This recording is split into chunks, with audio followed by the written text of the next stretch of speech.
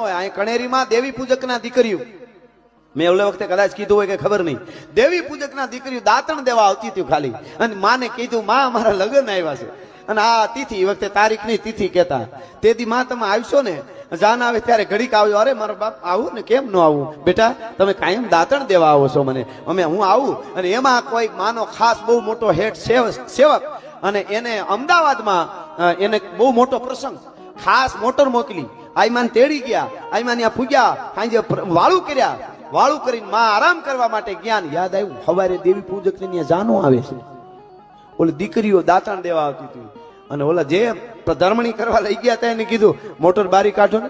અરે મારી હટાણે ક્યાં, મારે વયું જવું કણેરી, હે મારે કણેરી જટ મને, અરે મારો પ્રસંગ મારું કે આમ એ સમર્પિત હતો, એટલે એના મનમાં એવું કઈ નહીં કે માં કે બરાબર, પણ જરાક વિનંતી કરું માં, મારો પ્રસંગ બધા આવ્યા હવારે જ બધું હાસું છે જે છે બધા દર્શન કરશે.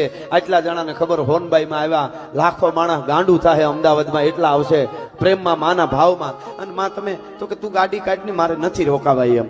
એને એમ થયું માને જે કાંઈ થયું હોય કાંઈ વાંધો નહીં. માં ગાડી કાઢી, હવારે ગાડી કણેરી પૂગી. એ વખતના કેળા સવારે 9-10 થઈ ગયા હતી, સાંજે નીકળ્યા હતા, સવારે પૂગ્યા અહીંયા 9-10 વાગે જે કાંઈ પૂગ્યા છે.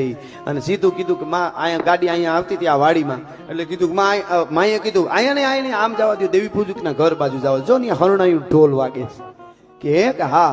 એ ન્યા આવી અને ઓલી દીકરીઓ રાજી થઈ ગઈ. અરે માં અમને એમ થતું હતું કે મારી માએ આ પાડી નહીં આવે, અને માં હોનલે બે ઉપર હાથ મૂકીને કીધી મારું દીકરીઓ, મારા બાળક મને યાદ કરે તો દુનિયાના હાથ હમદર પાર હોય ને હોનલ ન પૂગે તો હોનલ ન કહેવાય ભલા માણસ.